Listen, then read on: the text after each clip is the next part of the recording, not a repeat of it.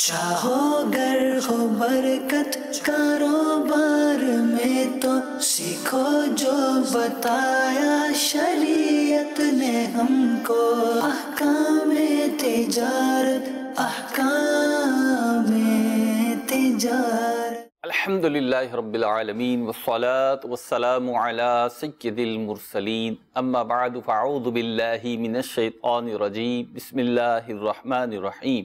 अस्सलातु वस्सलामु अलैका या रसूलल्लाह, अस्सलातु वस्सलामु अलैका या हबीबल्लाह, अस्सलातु वस्सलामु अलैका या नबियल्लाह व अला आलिका व अस्हाबिका या नूरल्लाह। मदनी चैनल के नाज़रीन, अल्हम्दुलिल्लाह प्रोग्राम है अहकाम तिजारत और इसमें आपके तिजारती और माली लेन देन के हवाले से हमारी गुफ्तगू का सिलसिला होता है। आपके सवालात होते हैं, मुफ्ती अली असगर अत्तारी मदनी मुद्दज़िलहुल आली के जवाबात होते हैं। कुछ सवालात आज मुफ्ती साहब आपसे सीरत के तनाजुर में भी करने हैं। पहले दुरूद पाक की फजीलत शामिल करेंगे। नबी रहमत शफ़ी उम्मत सल्लल्लाहु तआला अलैहि वसल्लम का फरमान ज़ीशान है, क़यामत के दिन मेरे नज़दीक तरीन वो शख्स होगा जिसने दुनिया में मुझ पर कसरत के साथ दुरूद पाक पढ़ा होगा। सल्लू अलल हबीब सल्लल्लाहु तआला अला मुहम्मद सल्लल्लाहु तआला अलैहि वसल्लम। एक सवाल के साथ आपकी बारगाह में हाजिर होऊंगा। जैसे कि मैंने अर्ज़ किया, मदनी चैनल की स्क्रीन पे भी और यूँ भी उलमाए अहले सुन्नत मुबल्लिगीन दावत इस्लामी नबी पाक अलैहिस्सलातु वस्सलाम की सीरत को, आपकी सूरत को बयान कर रहे हैं। लेकिन मेरा आपसे पर्टिकुलरली सवाल ये होगा कि आज जिस वक्त 1443 सिने हिजरी में या 2021 में बैठकर हम इस मौजू पे गुफ्तगू करते हैं, सीरत के तनाजुर में गुफ्तगू करते हैं। मुफ्ती साहब, आज दुनिया, लोग कहते हैं कि आज दुनिया इतनी तरक्की कर गई है और गोया के ग्लोबल विलेज बन गई है। एक वो वक्त था कि जब किसी के पास कोई पैगाम भेजना होता तो कासिद भेजे जाते थे। आज सेकंडों में यहाँ से पैगाम सैकड़ों हज़ारों मील की दूरी पर पहुँच जाता है। साइंस तरक्की कर चुकी है, तो आज भी हम सीरत को बयान करते हैं, आप लोगों से सीखते हैं, तो सीरत क्या आज भी काबिल अमल है? अल्हम्दुलिल्लाहि रब्बिल आलमीन वस्सलातु वस्सलामु अला सय्यिदिल अंबिया वल मुरसलीन अम्मा बअदु फ़अऊज़ु बिल्लाहि मिनश शैतानिर रजीम बिस्मिल्लाहिर रहमानिर रहीम। देखिए, नबी अकरम अलैहिस्सलातु वस्सलाम की जो सीरत मुबारका है उसके दो पहलू हैं। यानी आपका कौल, आपका फ़ेल, आपका अमल, आपके अहवाल, ये सब सीरत में शामिल हैं। जी बेशक। कुछ चीज़ें वो हैं, यानी अफ़आल प्यारे आका अलैहिस्सलातु वस्सलाम ने उन्हें अदा किया, लेकिन बतौर आदत के अदा किया, ठीक, बतौर इबादत के अदा नहीं किया। सही। और बतौर आदत के जो काम किए आप अलैहिस्सलातु वस्सलाम ने, उस ज़माने का एक रवाज था, उस ज़माने का एक चलन था, आप अलैहिस्सलातु वस्सलाम ने अदा फरमाए। बहैसियत मुसलमान हमें वो अमाल भी महबूब हैं, वो अमाल भी पसंदीदा हैं। और ऐसा नहीं है कि उन अमाल को इख्तियार करने में कोई नेकी नहीं है, सवाब नहीं है या फ़ज़ाइल नहीं है। जैसे आप इमाम शरीफ को देख लें, सर ढांपने को देख लें जी। अब सर नंगा करना कोई गुनाह नहीं है, ठीक है। गुनाहगार कई हुकुम के एतबार से गुनाहगार नहीं होता बंदा, ठीक है। एक पहलू ये है। लेकिन ठीक है, आप एक पहलू तो देख रहे हैं कि जी सर ढांपना कोई ज़रूरी नहीं है, ज़रूरी नहीं है, ज़रूरी नहीं है, लेकिन आप इस चीज़ को क्यों नहीं देख रहे कि हमारे प्यारे आका अलैहिस्सलातु वस्सलाम की एक अदा थी, ठीक, एक आपका तरीका था। तो कभी हम भी इमामा पहन लें, कभी पहनने चलें, ठीक है। वैसे तो मुस्तकिल पहनने के फ़ज़ाइल हैं और मुस्तकिल पहनने की अहमियत है, तो एक तक़सीम बंदी तो मौजूद है ना, ठीक है, कि ये अमल है, उसकी अहमियत से इनकार नहीं है, ठीक, किस दर्जे का है ये एक जुदागाना बात है। सही। अब जैसा कि नबी अकरम अलैहिस्सलातु वस्सलाम ने इरशाद फरमाया, सिरका बेहतरीन सालन है। अब हमारे घरों में तो कहीं भी सिरका सालन के तौर पर यूज़ नहीं होता जी, हमारे यहाँ इसका चलन ही नहीं है। हमारे यहाँ अचार यूज़ होता है जी, सालन के तौर पर, अचार से रोटी खाई जाती है। सिरका उस ज़माने में पता नहीं किस तरीके से खाया जाता था, क्या तरीका हुआ करता था। बाज़ ग़िज़ाएँ भी ऐसी हैं जी। अब तलबीना प्यारे आका अलैहिस्सलातु वस्सलाम को पसंद था जी, इसके कई जो ना फ़ज़ाइल बयान किए गए हैं। अब तलबीना घरों में नहीं बनता, जो लोग जानते हैं तरीक़ाकार क्या है इसके बनाने का वो बनाते हैं। तो कुछ अमाल वो हैं जिसका ताल्लुक़ आदत से था, ठीक है। उन अमाल की अहमियत है, पसंदीदा हैं, उन पर अमल करना और इस नीयत से अमल करना कि प्यारे आका अलैहिस्सलातु वस्सलाम ने ये फ़ेल किया तो मैं भी करूँ। ठीक। یقینی طور پر یہ ایک بہترین طریقہ ہے، اور بہترین جو ہے نا وہ حب رسول کی علامت ہے، ٹھیک ہے، عشق رسول کی علامت ہے۔ دوسری وہ چیز ہے کہ جو پیارے آقا علیہ السلام کی وہ تعلیمات جن کے کرنے کا آپ نے حکم ارشاد فرمایا اور نہ کرنے پر آپ نے وعید بیان فرمائی، یہ وہ تعلیمات ہوتی ہیں جس پر عمل کرنا ضروری ہوتا ہے، اور ان تعلیمات کو ترک نہیں کیا جا سکتا، جیسا کہ داڑھی شریف رکھنا۔ آپ علیہ السلام نے ارشاد فرمایا کہ مجھے پست کرو، داڑھیوں کو جو ہے وہ بڑھاؤ، یہودیوں جیسی صورت نہ بناؤ۔ تو یہ جو ایک تنبیہ ہے اور یہ جو ایک نہیں ہے کہ ایسا نہ کرو، جی، اس پر عمل کرنا ضروری ہے۔ پھر جو ساری کی ساری تعلیمات ہیں، قرآن و سنت کی تعلیمات، یعنی سیرت مجموعہ ہے۔ جی، ایک بات کا حکم قرآن نے دیا، نبی اکرم علیہ السلام کی جو ذات مبارکہ ہے اس کا ایک عملی پہلو ہے۔ ٹھیک ہے، تو قرآن نے فرمایا کہ درگزر کو اختیار کرو۔ جی، نبی اکرم علیہ السلام کی ذات مبارکہ اس کا عملی جو ہے وہ مظہر ہے کہ درگزر ہوتا کیا ہے۔ ٹھیک، جب فتح مکہ ہوتا ہے تو لوگ دیکھتے ہیں درگزر کیا ہوتا ہے، جب لوگ آپ کو تکلیف دیتے ہیں اور آپ معاف کر دیتے ہیں، بلکہ اوپر سے احسان کرتے ہیں، جی، تو لوگ جانتے ہیں درگزر ہوتا کیا ہے۔ تو قرآن و سنت کا جو یوں سمجھیے کہ نچوڑ ہے وہ سیرت ہے۔ ٹھیک ہے، تو سیرت کا جو یہ پہلو ہے، سچائی کا حکم آپ نے دیا، امانت کا حکم آپ نے دیا، وعدہ خلافی سے آپ نے روکا، جو فنڈامنٹل پرنسپلز آپ نے بیان فرمائے ہیں، 1500 سال کیا 15,000 سال بھی گزر جائیں تب بھی ان کی اہمیت کم نہیں ہو سکتی۔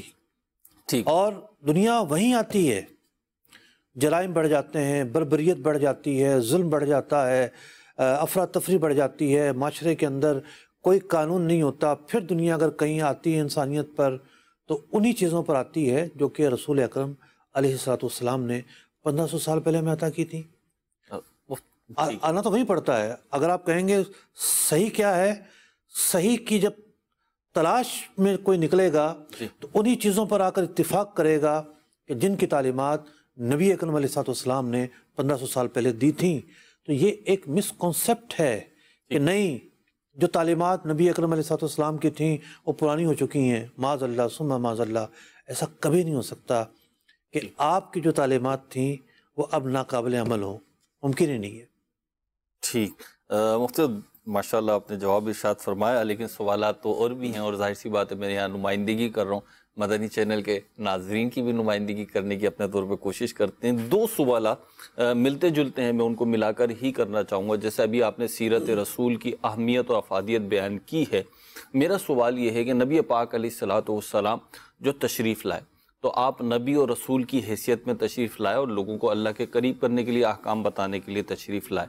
تو اب عبادات کے معاملات میں تو چلیں ٹھیک ہے بالکل کہ 1400 سال گزریں یا 14,000 سال گزریں، ہمیں نبی پاک علیہ السلام ہی کی پیروی کرنی۔ اور ظاہر سی بات ہے، میرا سوال نہیں ہے بلکہ میں ایک طبقے کا سوال پیش کر رہا ہوں آپ کو کہ ہمیں عبادات کے معاملے میں تو نبی کریم علیہ السلام ہی کو فالو کرنا ہوگا، لیکن جو دیگر معاملات ہیں، کاروباری معاشی سرگرمیاں ہیں آپ کی، اور آپ کے رہنے سہنے کے طریقے ہیں، یا آپ کے معاملات کے دیگر مروج طریقے ہیں، تو کیا اس میں بھی ہمارے لیے نبی کریم علیہ السلام کی سیرت کو فالو کرنا ہوگا؟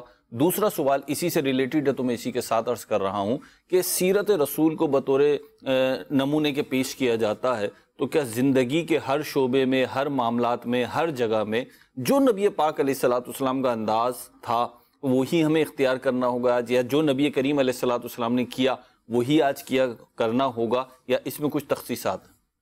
دیکھیے، بحیثیت مسلمان ہمیں یہ دیکھنا ہوگا کہ ہم بہت سارے معاشرے کے لوگوں کو دیکھتے ہیں، یعنی اس وقت تو گلوبل ولیج ہے نا دنیا، ہمارے سامنے ایک محلہ نہیں ہوتا، ایک شہر نہیں ہوتا، دنیا کی ہر چیز ہمارے سامنے آ رہی ہوتی ہے۔ تو بھائی پہلے آپ یہ تو دیکھیں کہ یہ جو لوگ ہیں، کوئی کس برائی کو پروموٹ کر رہا ہے، کوئی کس بےہودگی کو پروموٹ کر رہا ہے، کوئی کس واہیات کو پروموٹ کر رہا ہے۔ ہمیں یہ سمجھنا چاہیے کہ ہمارا کلچر کیا ہے اور دیگر کلچرز کیا ہیں۔ تو دین اسلام جو ہے ایک تو سچائی کا مذہب ہے، یعنی اللہ رب العزت کی وحدانیت کی تلقین کرتا ہے۔ ہم سب مسلمان ہیں، اللہ کو ماننے والے ہیں، اللہ رب العزت نے انبیاء کو بھیجا اور خاتم المرسلین صلی اللہ علیہ وسلم کی امت میں ہمیں پیدا کیا۔ آپ جو تعلیمات لے کر آئے ہیں اس میں حلال و حرام کا نظام ہر شعبے میں موجود ہے۔ آپ نکاح کریں گے جب بھی حلال و حرام کا نظام موجود ہے۔ یہ افراد یعنی یہ عورتیں حرام ہیں، یہ حلال ہیں، ان سے نکاح ہو سکتا ہے، ان سے نہیں ہو سکتا۔ آپ کوئی چیز کھائیں گے، یہ آپ کھا سکتے ہیں، یہ نہیں کھا سکتے۔ جناب خنزیر حرام ہے، درندے حرام ہیں، فلاں فلاں پرندے حرام ہیں، یہ غذائیں حرام ہیں، یہ حلال ہیں۔ ایک پورا نظام موجود ہوگا۔ اگر ہم زبان پر آئیں گے تو زبان کے استعمال کے کئی طریقے ہیں، تو زبان کا یہ طریقہ حلال ہے، یہ طریقہ حرام ہے۔ اگر ہم لین دین پر آئیں گے تو لین دین کا یہ طریقہ حلال ہے، یہ طریقہ حرام ہے۔ ایسا ہو ہی نہیں سکتا۔ یعنی اگر آپ دنیا میں بھی جائیں کہیں بھی، جی آپ کہیں کہ جی میں جب گھر میں آؤں گا تو میں ایک اچھا شوہر بنوں گا، اچھا باپ بنوں گا، جب میں جا کے فیکٹری میں جاؤں گا تو میں ایک درندہ بن جاؤں گا۔ یہ تو نہیں ہو سکتا۔ دنیا بھی اس کو نہیں تسلیم کرے گی نا کہ وہاں جا کے آپ درندہ بن جائے، گھر میں آ کے آپ فرشتہ بن جائیں۔ دو چہروں کے ساتھ زندگی نہیں گزر سکتی۔ دنیا بھی کہے گی یہ برا ہے۔ تو دین اسلام کی جو تعلیمات ہیں وہ فطرت میں مبنی ہے۔ ٹھیک ہر زاویے میں ہمیں اعتدال دیا گیا ہے۔ ٹھیک جو تقاضا فطرت تھا ہم اس کو پورا کرتے ہیں۔ ٹھیک ہم اگر فیکٹری میں جاتے ہیں تو ہم مزدوروں کے حقوق کا خیال رکھنا ضروری ہے۔ ٹھیک ہم نے کوئی سودا کیا، وقت پر پیمنٹ کرنا ضروری ہے۔ ہم نے کوئی مال خریدا، دھوکہ نہ دینا ضروری ہے، یعنی ہم دھوکہ نہیں دیں گے۔ ٹھیک ہم مال کو پوری مقدار کے ساتھ بنائیں گے، ٹھیک ملاوٹ نہیں کریں گے، تقاضے پورے کریں گے۔ تو دین اسلام کی تعلیمات تو وہ تعلیمات ہیں کہ ملک بنتے ہیں نا، آئین بنتا ہے جناب۔ جی آئین بنا لو، یوں بنا لو، یوں بنا لو، یہ تو پہلے سے بنا بنایا آئین ہے۔ ٹھیک بعض ملکوں میں تو آئین ہی نہیں بنے ہوئے۔ ابھی آپ بات کر رہے تھے پچھلے ہفتے پتہ چلا، جی ایک اسٹوری چل رہی ہے ہمارے ملک میں، جی اس کے ضمن میں پتہ چلا کہ جناب ایک وکیل کا میں نے بیان پڑھا، وہ کہہ رہا ہے یہ فلاں مشہور ملک ہے، اس میں تو کوئی آئین ہی نہیں بنا ہوا، بس روایات چل رہی ہیں، جو چل رہی ہیں، کوئی معاملہ درپیش ہوتا ہے سوچ لیتے ہیں کیا کرنا ہے۔ تو پورا ایک آئین موجود ہے دین اسلام کا، تعلیمات موجود ہیں، سنت موجود ہے، حدیث موجود ہے، قرآن موجود ہے۔ ابھی آپ ارشاد فرما رہے تھے تو میری توجہ گئی، میں ایک جملہ عرض کر رہا ہوں، اگر درست ہو تو ارشاد فرما دیجیے گا کہ آپ جب باتیں کر رہے تھے کہ یوں چاہتا ہے دین اسلام، یہ چاہتا ہے، سیرت یہ کہتی ہے کہ بھئی دھوکہ نہ دو، سچ بولو، دیگر معاملات، تو میں سوچ رہا تھا یہاں پہ ایک اور علم جو چلتا ہے جس کی بڑی آج کل آبیاری ہو رہی ہے، جی سیوک سینس، شہری ایک تعلیمات جو ہیں، وہ جب ہم دیکھتے ہیں تو ان پہ جو چیزیں آتی ہیں آج تو مختلف کتابوں میں پڑھو کہ بھئی یوں کرنا ہے، یوں اٹھنا ہے، یوں بیٹھنا ہے، یہ کرنا ہے۔ آپ 100 سال پیچھے چلے جائیں، جی زیادہ نہ جائیں، جی چلو 100 سال بھی کم ہوتے ہیں، 50 سال پیچھے چلے جائیں، یہ جتنے بھی انگریز ملک ہیں جی ان کے اندر کالے لوگوں کے متعلق کیا روایات تھی؟ بس میں اگر سیٹ خالی ہو جائے اور 2 آدمی کھڑے ہوں، ایک گورا کھڑا ہو، ایک کالا کھڑا ہو، جی کالے کو اس بات کی اجازت نہیں ہوتی تھی کہ وہ سیٹ پہ بیٹھ جائے، گورا بیٹھا کرتا تھا، وہ اس کا رائٹ ہوتا تھا۔ اس کا رائٹ ہوتا تھا۔ یہ تو انسانیت نہیں ہے۔ جی آج جو انسانی حقوق کی علم برداری کی باتیں کرتے ہیں، جی دین اسلام نے تو خطبہ حجت الوداع کو پڑھیں آپ، جی یعنی تفریقات ہی مٹا دی۔ حقوق انسانیت کا ایک آئین ہے، جی چارٹرڈ ہے وہ۔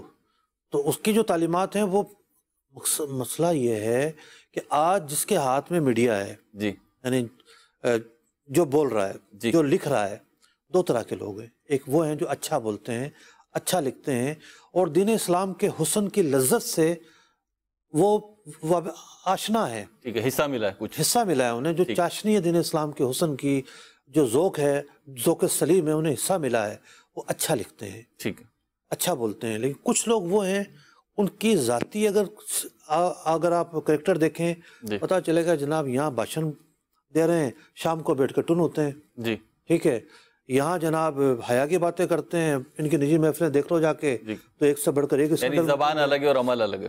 تو ان لوگوں نے جو اسلام کے قریب ہی نہیں گئے، جی نہ نماز پڑھتے ہیں، نہ اللہ کا ذکر کرتے ہیں، نہ تلاوت کرتے ہیں، عیش و عشرت میں زندگی گزار رہے ہیں، جہاں سے جو لائن ملی اس لائن پہ چل دیے، وہ کیا اسلام کی جو حسن ہے اس کو سمجھیں گے؟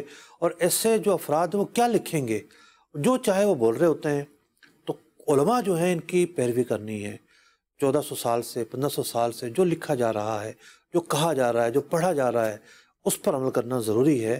اور جبھی جو ہے ہم سمجھ سکیں گے کہ ہم کہیں پروپیگنڈے کا شکار تو نہیں ہو گئے، کہیں ایسا تو نہیں کہ ہم جو ہے وہ بجائے اس کے کہ لوگوں کو اسلام کا حسن بتائیں، لوگوں کو اسلام کی تعلیمات بتائیں، لوگوں کو اسلام کی خوبی بتائیں، ہم خود تشویش کا شکار ہو گئے، ارے جناب اسلام میں تو یوں ہے۔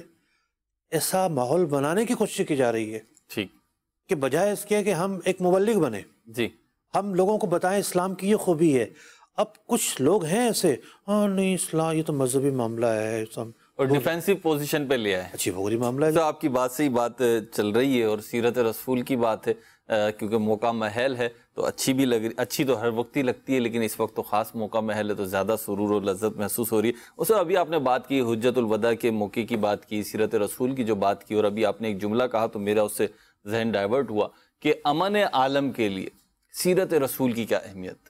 دیکھیے کوئی تاریخ میں ملتی ہے ایسی چیز کہ جو جنگ کے متعلق بھی حقوق انسانیت بیان کرتی ہو؟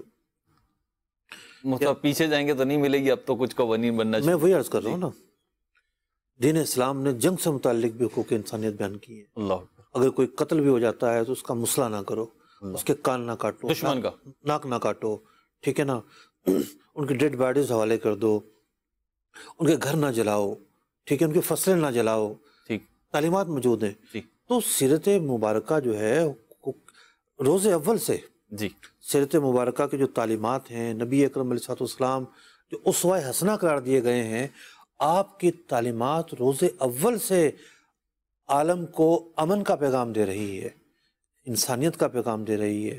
حقوق تو ہیں ہی اسلام کے اندر، آ کر تو دیکھیں بیٹی کے کیا حقوق ہیں، بیوی کے کیا حقوق ہیں، ماں کے کیا حقوق ہیں، باپ کے کیا حقوق ہیں، اور آج تک ہم اس پر عمل کر رہے ہیں.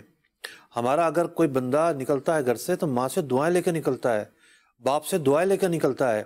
جا کر دیکھ لیں مغرب میں آج جا کر کہ ان کے ماں باپ کہاں ہوتے ہیں اور کس ماحول میں ہوتے ہیں، کیا زندگی ہے. جب تک مطلب کہ جسم میں توانائی رہی، کمایا، اس وقت عیش کیا اور بڑھاپا آیا تو بس اب غم طاری ہو گیا. یہاں ایک مسلمان کا بڑھاپا کتنا خوبصورت ہوتا ہے جی وہ اپنے گرینڈ چلڈرنس میں کھیل رہا ہوتا ہے، پوتے پوتیوں میں، نواسے نواسیوں میں آنا جانا، ایک گھریلو ماحول، ایک خاندان موجود ہے.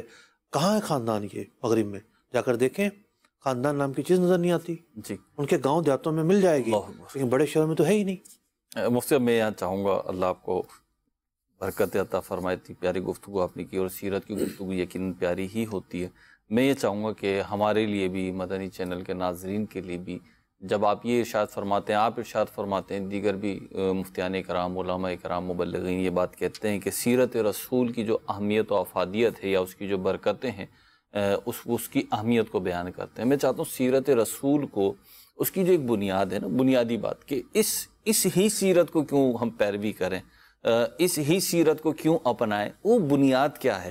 یعنی اتنی ساری سیرتیں ہیں نا، سیرتیں ہیں، سیر ہیں، کتابیں لکھی گئی ہیں. اچھا صرف مسلمانوں کی نہیں، غیر مسلموں کی بھی لکھی گئی ہیں. میں ایک جنرل پروسپیکٹس میں بات کر رہا ہوں آپ سے، سینیریو میں بات کر رہا ہوں کہ ہیروز تو بیان کیے گئے ہیں، لیکن ان سارے ہیروز میں اگرچہ وہ باتیں بھی اپنی جگہ ہیں اور درست ہیں بالکل کہ غیر مسلموں نے بھی نبی کریم علیہ السلام کی ترغیب دی ہے، لیکن خاص نبی کریم علیہ السلام کی کیوں، کسی اور کی کیوں نہیں؟ اللہ رب العزت جو چاہتا ہے وہ کرنا ضروری ہے. بالکل ایسے ہی ایک انسان کے لیے ضروری ہے. اللہ رب العزت نے یہ چاہا کہ نبی اکرم علیہ السلام افضل البشر ہوں، افضل المخلوقات ہوں. ٹھیک. اللہ رب العزت نے نبی اکرم علیہ السلام کو سب سے بزرگ، سب سے اعلیٰ، سب سے افضل بنایا. بالکل ایسے ہی. تمام انبیاء پر انہیں فوقیت دی، تمام رسولوں پر انہیں فوقیت دی. نبی اکرم علیہ السلام کے لیے ہی یہ عالم سجایا گیا. وہی یوں سمجھیے کہ اس جہاں کی روح ہیں، اور جان ہے تو جہان ہے. اس کائنات کی جان بھی ہیں اور روح بھی ہیں. تو جب آپ افضل ہیں، آپ اعلیٰ ہیں، آپ نبی ہیں، آپ رسول ہیں، اور ہم یہ جانتے ہیں کہ اللہ تعالیٰ کے جو دیگر انبیاء تھے، دیگر رسول تھے، اپنے اپنے زمانے میں ان کے متعلق یہ حکم تھا کہ ان کی پیروی کی جائے. لیکن رسول اکرم علیہ السلام کے آنے کے بعد تمام کے تمام جو ادیان ہیں وہ منسوخ ہو گئے. اب آپ کی شریعت ہے، آپ کا سکہ ہے، آپ کا نام ہے، آپ کی اتباع ہے، آپ کی پیروی ہے. ایک مسلمان کے لیے ایک تو یہ پہلو ہے کہ اللہ رب العزت نے انہیں افضل قرار دیا، ان کی اتباع کرنے کا حکم دیا، ان کی اتباع کو اپنی رضا قرار دیا کہ اگر تم اللہ سے محبت کرنا چاہتے ہو تو میری اتباع کرو. جی. اللہ رب العزت نے خود حکم ارشاد فرمایا ہے آپ کی اتباع کا حکم دیا ہے. پھر اس کی دوسری سائڈ دیکھتے ہیں. دوسری سائڈ یہ ہے کہ رحمت دو عالم صلی اللہ علیہ وسلم ہمارے محسن ہیں. یعنی آپ کی وجہ سے ہم پر تخفیف، آپ کی وجہ سے ہمیں شرف ملا، ہم اس امت میں پیدا کیے گئے. وہ امت حضرت موسیٰ علیہ السلام خواہش کریں کہ میں اس امت میں ہوتا. جی ٹھیک ہے. اب ایک اشکال ہوتا ہے یہاں پر، وہ تو نبی ہیں، نبی جو ہے امتی سے افضل ہوتا ہے. بالکل ایسے ہی. تو علماء نے جواب دیا کہ افضل ہونا اور چیز ہے، فضیلت ہونا اور چیز ہے. ٹھیک ہے. ایک افضل ہے، وہ افضل مزید کئی فضیلتوں کا حامل ہو سکتا ہے نا. ٹھیک ہے. تو وہ ایک فضیلت کی تمنا تھی انہیں، صحیح. باوجود یہ کہ وہ امتی سے تو افضل ہیں. جی. تو اس امت میں اللہ رب العزت نے ہمیں پیدا کیا ہے. پھر ہم قدم قدم پر رسول اکرم علیہ السلام کے محتاج ہیں، ہم ان کے وسیلے کے محتاج ہیں، ہم ان کی سفارش کے محتاج ہیں، ہم قیامت کے دن ان کے دامن کرم کے محتاج ہیں، ہم پل صراط پر ان کے محتاج ہیں، ہم جہنم سے آزادی کے لیے ان کے محتاج ہیں. تو وہ ہستی کہ دنیاوی طور پر، اخروی طور پر، روحانی طور پر، مادی طور پر، حصی طور پر، اور جو عالم دوسرا ہے اس کے طور پر ہم ان کے محتاج ہوں ہر قدم پر. تو پھر کیوں نہ ہم ان سے محبت کریں، کیوں نہ ان کی پیروی کریں، کیوں نہ ان کا دامن تھامیں، کیوں نہ ان کے پیچھے چلیں. کیوں پھر کوئی اور ہمارے سامنے ہیرو بن سکتا ہے، کوئی اور آئیڈیل بن سکتا ہے. آپ ہی سب سے بڑھ کر ہمارے لیے ہیں. آپ ہیں تو سب کچھ ہے، آپ نہیں ہیں تو کوئی بندہ جو ہے ہمارے لیے اہم نہیں ہے. اگر ہم صحابہ سے محبت کرتے ہیں تو اس لیے کرتے ہیں کہ وہ آپ کے ساتھی اور رفقا ہیں. اہل بیت کی جو عظمت ہمارے دلوں کے اندر ہے وہ اس لیے ہے کہ وہ آپ کے خاندان والے ہیں، آپ کی اولاد ہیں، آپ کی ازواج ہیں. اگر ہمیں اولیاء سے محبت ہے وہ اس لیے ہے کہ وہ آپ ہی کی تعلیمات کی طرف ہمیں بلاتے ہیں، اور اولیاء آپ ہی کے نمائندے اور آپ ہی کے نائب ہیں، اور آپ ہی کی بارگاہ سے ہدایات لے کر، روحانی فیض لے کر ہم تک پہنچاتے ہیں. تو یوں ہماری ترجیحات کا جو مرکز اور بنیادی نقطہ ہے وہ نبی اکرم علیہ السلام ہیں، اور ان کے بغیر تو ہم زندہ ہی نہیں رہ سکتے. اللہ بکبیر. مختلف سوالات اور بھی ہیں لیکن چلے میں ہولڈ کرتا ہوں، کچھ کالز شامل سلسلہ کرتے ہیں، اور پھر اللہ نے چاہا تو وقت ہوا تو انشاءاللہ کچھ میرے پاس ایک دو سوالات مزید بھی ہیں وہ بھی عرض کریں گے. مفتی صاحب کی بارگاہ میں بڑھتے ہیں آپ کی کالز کی طرف. جی. محمد سلیم رضا اتاری احمد پور شرقیہ بہاولپور سے عرض کر رہا ہوں. میرا مفتی صاحب کی بارگاہ میں یہ سوال ہے کہ یہ جو زمین ٹھیکے پر کرائے پر دی جاتی ہے، اکثر ایسا ہوتا ہے کہ اس کا ایڈوانس کرایہ لیا جاتا ہے، لیکن کوئی ایسا شخص ہو کہ جو یہ کہے کہ بھئی جیسی فصل اترے گی اس کی آمدنی میں سے میں فصل بیچ کر آپ کو کرایہ ادا کر دوں گا، ٹھیکہ ادا کر دوں گا. تو اس وقت جب وہ فصل اتر جائے وہ اس کا شک ہو کہ یہ کرایہ ہمیں نہیں دے گا، ٹھیکہ نہیں دے گا، تو کیا اس کی فصل ہم اٹھا کر اپنا کرایہ نکال سکتے ہیں؟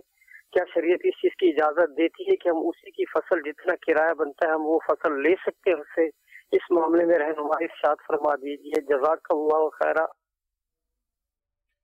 دیکھیے کرایہ جو ہے وہ پیشگی مقرر کرنا یہ بھی ٹھیک ہے. کسی چیز کا جو کرایہ ہے وہ پیشگی بھی لیا جا سکتا ہے، ایڈوانس میں بھی لیا جا سکتا ہے، اور جو مدت طے ہو اس پر بھی لیا جا سکتا ہے. رہی بات جو آپ کا اصل سوال ہے کہ کرایہ نہیں دے رہا تو اس کی فصل جو ہے وہ اناج وغیرہ جو بھی ہوگا اس پر قبضہ کر لیا جائے. دیکھیے سب سے پہلا مرحلہ تو یہ ہوتا ہے کہ آپ اپنا جو کرایہ ہے اس کی ڈیمانڈ کریں، اس سے بات چیت کریں، گفت و شنید کریں. اور اگر وہ کہتا ہے کہ ٹھیک ہے پیسے تو نہیں ہیں، فصل لے لو، میں نے بھی فصل بیچ کے پیسے لینے ہیں، تو سیٹلمنٹ جو ہے وہ رضامندی کے ساتھ ہونا چاہیے. جو دوسرا مرحلہ ہے یہ سیٹلمنٹ کا ہے. ٹھیک ہے اگر کوئی جبری طور پر بھی اٹھا کر لے گیا اور کرایہ اس نے وصول کر لیا تو وہ اس رقم کا مالک بنے گا، وہ ناجائز رقم نہیں کہلائے گی. لیکن جو ایک تنازع پیدا ہوگا، جو ایک ماحول خراب ہوگا، وہ ماحول خراب ہونا بھی شریعت کو پسندیدہ نہیں ہے. اس لیے افہام و تفہیم کے ساتھ جو ہے معاملات کو انجام دیا جائے. ٹھیک. اگلی کال دیجیے جناب. جی صاحب میں برمنگھم یو کے سے عرض کر رہا ہوں. سوال عرض یہ ہے کہ جو ہم لوگ کرائے پہ رہتے ہیں اس کا جو ایڈوانس دیتے ہیں 1 مہینے کا 2 مہینے کا، اس پہ جو زکوٰۃ ہے وہ کون دے گا؟ وہ ہم دیں گے یا وہ جس کے پاس جمع کرائی ہے وہ دے گا؟ جی دیکھیے، ایڈوانس 2 طرح کے ہوتے ہیں. ایک تو یہ ہے کہ آپ کرایہ ہی ایڈوانس میں دے رہے ہیں. عام طور پر بچوں کو اسکول بھیجتے ہیں، ٹیوشن بھیجتے ہیں، گھر کرایہ پہ لیتے ہیں تو وہ ایڈوانس میں کرایہ لے رہے ہوتے ہیں. تو یہ جو کرایہ ایڈوانس میں لینا ہے یہ تو کرایہ ہے نا، وہ تو مالک ہو جائے گا. اور ایک ہوتا ہے الگ سے ایک رقم رکھی جاتی ہے، جب آپ گھر چھوڑتے ہیں تو وہ رقم واپس کی جاتی ہے. جی اس رقم کے مالک آپ ہیں. اس کے مالک چونکہ آپ ہیں، وہ رقم قابل واپسی ہے تو اس کی زکوٰۃ بھی آپ ہی ادا کریں گے. ٹھیک، اگلی کال دیجیے جناب. جاب کرتا ہوں اور جاب کے دوران جو ہے نا وہ پرچیزنگ کے لیے مارکیٹ جاتا ہے، راستے میں جو ہے نا وہ کچھ اپنا پرسنل کام کر لیتا ہے، تو کیا یہ جائز ہوئی ہے نا؟ نہیں. دوران ملازمت اپنا پرسنل کام، دیکھیے کچھ کام ایسے ہوتے ہیں جس کے لیے میں سمجھتا ہوں کہ سوال کرنا بھی برا نہیں ہے. جیسے ایک بندہ اورنگی میں رہتا ہے، اس کو صدر آنا ہے، اس کو چشمہ بنوانا ہے، ٹھیک ہے، تو سیٹ صاحب سے اجازت لے لے کہ میں اس طرح چھوٹے موٹے کام، یہ ایک بہت معمولی سے کام کھلائیں گے، ٹھیک، 5-10 منٹ لگیں گے اور چلے گا، لیکن اجازت اس کی بھی لے. صحیح. ایک یہ ہوتا ہے کہ جس مقصد کے لیے اس نے کام پہ رکھا ہوا ہے وہ چھوڑ کے یہ تو کہیں اور ڈیڑھی پہ بیٹھ گئے، ٹھیک ہے، تو یہ تو کوئی بھی اجازت نہیں دے گا، سیٹ بھی اجازت نہیں دے گا، صحیح، کا سوال کرنا بھی عجیب ہی ہوگا. ٹھیک ہے، تو چھوٹے موٹے کاموں کے لیے بھی اجازت لینی چاہیے. ٹھیک. اگلی کال دیجیے.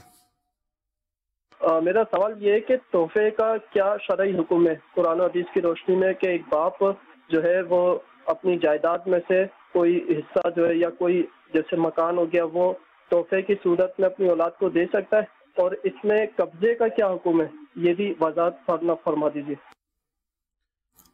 تحفہ یا گفٹ جو ہے قرآن و حدیث کی روشنی میں دینا جائز ہے. حدیث پاک میں ہے تحفہ دو محبت بڑھے گی، تحفہ دینے سے محبت بڑھتی ہے. رہی بات باپ کی، تو تحفے کے بھی بڑے مواقع ہیں. کچھ مواقع پر تحفہ دینا رشوت ہوتا ہے. جیسے علاقے میں نیا ڈی ایس پی آیا کوئی، چلیں بھی چلتے ہیں، ٹھیک ہے، کام آپ کا کوئی نہیں نکلوانا آپ نے، بس ایسے اس کو ایک رسپیکٹ کے لیے جا رہے ہیں، اور جی طائف لے گئے. بھائی آپ کیوں لے کے جا رہے ہیں طائف؟ مقصد کیا ہے؟ مقصد لائن بنانا ہے، یا آپ کے اوپر کوئی ایسا نگہبان ہے، آپ اس کو اسپیشل جو ہے گفٹس دیتے ہیں. تو یہ گفٹس بھی بہت ساری صورتوں میں رشوت کے حکم میں آ جاتے ہیں. کسی سے تعلقات ہیں، یا مطلب ایک جس کو کہتے ہیں عشق معاملات ہیں، وہاں اگر کوئی بندہ گفٹ بھیجے گا وہ بھی رشوت ہے، جائز نہیں ہے. تو دائرہ ہے حلال و حرام کے درمیان ایک لکیر کھینچی ہوئی ہے. ہم حلال کی بات کر رہے ہیں. اب شوہر اپنی بیوی کو تحفہ دے، یقینی طور پر محبت بڑھتی ہے، خوشی دل میں داخل ہوتی ہے. ماں باپ اگر اپنی اولاد کو تحفہ دیں تو یہ ضروری ہے کہ سب کو برابر دیں. یہ کم از کم اتنا ہے کہ بیٹے کو 2 حصے، بیٹی کو 1 حصہ، اس سے کم نہ دیں، یہ ضروری ہے. اور گفٹ کی اصل یہ ہے کہ گفٹ اسی وقت مکمل ہوتا ہے، اور اسی وقت یہ سمجھیے کہ گفٹ کہلاتا ہے جب قبضہ دے دیا جائے. اب شوہر جو ہے ایک مکان میں رہتا ہے اور بیوی کے نام کر دیتا ہے، تو بیوی کو قبضہ تو نہیں دیا اس نے، وہ مکان بدستور شوہر ہی کا رہے گا. اگر انتقال کر جاتا ہے تو ایسا مکان وراثت میں شامل ہوگا، بیوی کا نہیں کہلائے گا وہ مکان، بلکہ وراثت میں شامل ہو کر جو ورثہ ہوں گے سب کو ملے گا، کیونکہ قبضہ نہیں دیا گیا. ہاں کوئی اور پراپرٹی تھی، کوئی اور پلاٹ تھا خالی، وہ بیوی کا نام کر دیا، تو پلاٹ کا تو دکھانا یا نام کرنا بھی کافی ہوتا ہے. یا کوئی اور ایسی دکان تھی، اس کی چابی دے دی بیوی کو، یا کرایہ چلو اب تم وصول کرو گی، تو یہ بھی ایک قبضے کی ضرورت ہوتی ہے. تو یوں قبضہ ضروری ہے، قبضے کے بغیر گفٹ نہیں ہوتا، اور قبضے کی پھر مزید تفصیلات ہیں. ٹھیک ہے. مفتی صاحب ایک بات آپ نے یہاں پہ ارشاد فرمائی تو میں چاہوں گا معاشرتی طور پہ تھوڑی سی جو ہے وہ غلط فہمی دور ہو جائے. جی آپ نے فرمایا شوہر بیوی کو تحفہ دے، تو بیوی بھی تو شوہر کو دے سکتی ہے نا. اس کو پہلی رائے جی یہی ہے، کیا رائے ہے کہ شوہر ہی دیتا زیادہ تر. نہیں بیوی بھی تحفہ دے دیتی ہے، ایسا تو نہیں ہے کہ بیوی تحفہ نہ دیتی ہو، ٹھیک ہے. ٹھیک، جب آپ گھر جاتے ہیں تو کون کھانا بنا کر دیتی ہے؟ صحیح ہے. جو ٹھیک ہے نا، تھکے ہارے جب جاتے ہیں آپ، بیوی آپ کے سامنے پیش کرتی ہے یہ کھانا کھائیے. ہاں ان معنی میں تحفہ نہیں کھلاتا کہ وہ اس کی پراپرٹی نہیں ہوتی، وہ شوہری کی آمدنی سے بنا ہوتا ہے، تو ان معنی میں تحفہ نہیں کھلاتا. لیکن تحفہ دیکھیے اس کا خدمت کرنا، اس کا محنت کرنا، بچوں کی پرورش کرنا، بچے پیدا کرنا، سب تحفہ ہی ہے. سب وہ تو طرفداری آپ کی وہاں جا رہی ہے. میں چاہ یہ رہا تھا کہ کچھ تحفے وہاں سے بھی آ جائیں اگر، تو کوئی حرج والی بات اتنے سارے تحفے تو ہیں، یہ مال سے بڑھ کر ہیں. چلیں ٹھیک ہے، آپ فرما رہے ہیں تو ٹھیک ہے. اگلی کال دیجیے جناب. ڈاکٹر محمد جاوید اقبال اتاری بول رہا ہوں جی. میرا کوشچن یہ ہے کہ میں اپنا فیلڈ پریکٹس کرتا ہوں جی، ویٹنری کی پریکٹس. تو اس میں نا جی فیلڈ پریکٹس میں ہمیں یہ ایشو ہوتا ہے جی کہ پراپر یہ نہیں پتا ہوتا کہ ہم نے مطلب جس اینیمل کا علاج کیا ہے اس کی پراپر ہماری کاسٹ کتنی آئی ہے میڈیسن کی. ہمارے فیول کے ایکسپینسز بھی ہوتے ہیں، ہماری ٹریولنگ بھی ہوتی ہے، مطلب جو ٹریولنگ ہم کر کے جاتے ہیں، گاڑی پہ جاتے ہیں، موٹر سائیکل پہ جاتے ہیں. تو ہمیں نا وہاں پہ ایک اپنا راؤنڈ آف کر کے ہم ایک فگر بتاتے ہیں جی کہ اتنے پیسے جو ہے نا جی وہ آپ دے دیں. تو اب ہمیں اس وقت جو ہے نا جی وہ ایگزیکٹلی مطلب کیلکولیٹ کرنا وہ ہمارے لیے مطلب بہت ڈیفیکلٹ ہے جی. تو اس میں کیا ہے مطلب شریعت کے حساب سے کہ جو ایگزیکٹلی مطلب رزق حلال ہو، 100% ہو، اور وہ پلیز کائنڈلی اس میں رہنمائی فرما دیں. دیکھیے 2 حصے ہونے چاہیے آپ کے معاوضے کے. ایک تو آپ کا جو جانا ہے اور وزٹ کرنا ہے اس کی ایک فیس مقرر ہونی چاہیے کہ بھئی میری فیس اتنی ہوگی. مثال کے طور پر آپ کہتے ہیں جی میں 3000 روپے لوں گا وزٹ کے. ایک دور گاؤں میں جائیں گے، دیہات میں جائیں گے، چلو وہ 3000 روپے آپ کی فیس ہو گئی. اور وہ بھی جانور پہ ڈپینڈ کرتی ہے، ہو سکتا ہے وہ آگے ایک چھوٹی سی بکری ہو تو اس کے 3000 روپے وہ کہاں دیں گے. ٹھیک، ایک مثال میں نے دی ہے. لیکن جو لوگ ڈاکٹروں کی خدمات لیتے ہیں ان کے پاس بہت سارے جانور ہوتے ہیں جی، اور جانوروں میں یہ ہوتا ہے کہ ایک جانور اگر بیمار ہوا نا جی پھر لائن لگ جاتی ہے. ٹھیک. تو اس لیے دوا بہت اہم ہوتی ہے اس کام کے اندر. تو ایک تو یہ کہ آپ کی وزٹنگ ایک فیس مقرر ہو، وہ آپ وصول کریں ان سے. اس میں آپ کے جو بھی ایکسپینس ہیں، پیٹرول وغیرہ، آپ کی ظاہر بات ہے پورا دن بھی لگ سکتا ہے، آدھا دن بھی لگ سکتا ہے، آپ تمام چیزوں کو سامنے رکھ کے ایک فیس مقرر کر دیں. پھر اگر آپ دوا اپنے پلے سے دیتے ہیں اس کا آپ بل بنائیں اور اس کا ایک اسٹینڈرڈ ریٹ ہو، آپ کا سب کے لیے برابر ہو. یہ نہ ہو کہ کسی کو آپ کم دیں، کسی کو زیادہ دیں، تاکہ ایک مشہور ہو کہ جناب یہ دوا اگر آپ دیں گے تو اس کی قیمت اتنی ہے، پتہ ہو پہلے سے. تو بہت سارے میں نے ہاسپٹلس میں دیکھا ہے ایک لمبا سا پرچہ دے دیا جاتا ہے جی، اس میں پھر دوا ڈاکٹر ٹک کر دیتا ہے، ڈاکٹر کو دوا لکھنے کی ضرورت بھی نہیں پڑتی. ٹھیک. تو یوں اگر آپ کا پرچہ بنا ہوا ہو جو دوا استعمال ہو سکتی ہے اور اس کی قیمت سامنے لکھی ہو تو ایک سمجھے کہ اعلیٰ درجے کی یہ ایک معرفت ہوگی اور پہچان رہے گی گاہک کو، جو آپ کا کسٹمر ہے، کون سی دوا کتنے کی ہے. پھر آپ اس پر ٹک کر دیں کہ بھئی یہ دوائیں میں اپنے پاس سے دے رہا ہوں، اس کا یہ معاوضہ ہے. اگر وہ باہر سے خریدنا چاہتے ہیں تو ان کو اس بات کی اجازت دیں کہ وہ باہر سے خرید سکیں. آپ مجبور نہ کریں کہ میں ہی دوں گا، ان کا آپشن ہو، آپ سے لیں یا باہر سے لیں.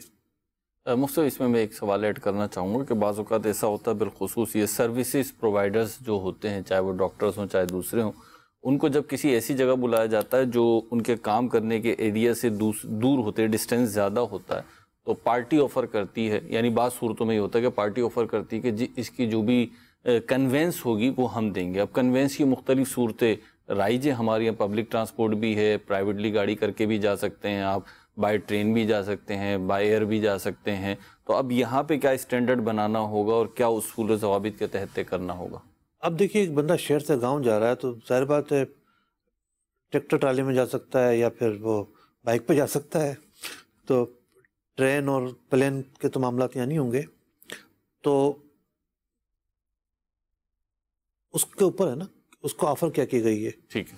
اگر کوئی کہتا ہے جی کنوینس ہماری ہے تو ظاہر بات ہے وہ فیس الگ بتائے گا. صحیح ہے. وزٹنگ فیس جی. کنوینس اس کی اپنی ہے تو پھر ایک الگ چارج کرے گا. ٹھیک ہے, وہ کلیئر ہو, پہلے سے طے ہو. ٹھیک. پروگرام کا وہ ختم ہوا. پروگرام مدنی چینل دیکھتے رہیے. چاہو گر ہو برکت کاروبار میں تو سیکھو جو بتایا شریعت نے ہم کو. احکام تجارت احکام تجارت